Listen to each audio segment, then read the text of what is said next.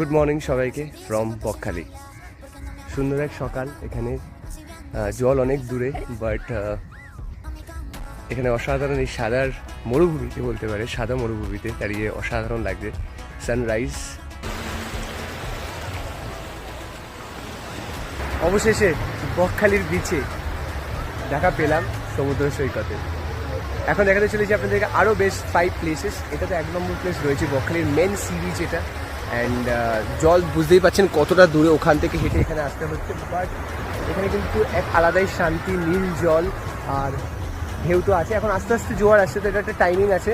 সবথেকে বেস্ট হয় যারা আসছেন বকখালিতে, একবার গুগলে টাইপ করে দেখবেন হাই টাইড লো টাইডের টাইমিংটা দেখে নেবেন বকখালির পোস্টিংয়ে। তাহলে কী হবে, আপনি বুঝতে পারবেন আপনি কখন নামতে পারবেন। যেরকম এখন চলছে ভাটা, তো জলটা নাচতে আস্তে উপরের দিকে আসবে ঠিক 12টা নাগাদ। তখন কিন্তু আজকের দিনে আমরা আবার স্নান করতে পারবো, এখন যেটা করতে পারবো না। এটা হচ্ছে ফার্স্ট প্লেস।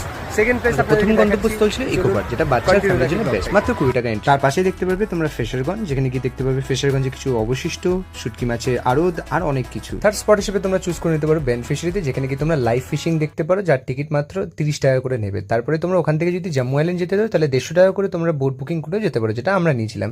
এইটা বকখালির one of the best experience হিসেবে আমার জন্য রয়ে গেছে। এটা 100% রেকমেন্ডেড। তোমরা অবশ্যই বকখালিতে গেলে এটা কিন্তু ট্রাই করো। ওটা শেষ করে আমরা পৌঁছে গেছিলাম আমাদের 4র্থ নম্বর স্পট কার্গিল বিচ, যেটা কিন্তু সানসেটের জন্য জনপ্রিয়। And last but not the least, আমরা চলে গেছিলাম বকখালির one of the famous place Henry Island, যেখানে গিয়ে আমরা সারাদিনটা উপভোগ করলাম আর সানসেটটা ওখানে শেষ করলাম।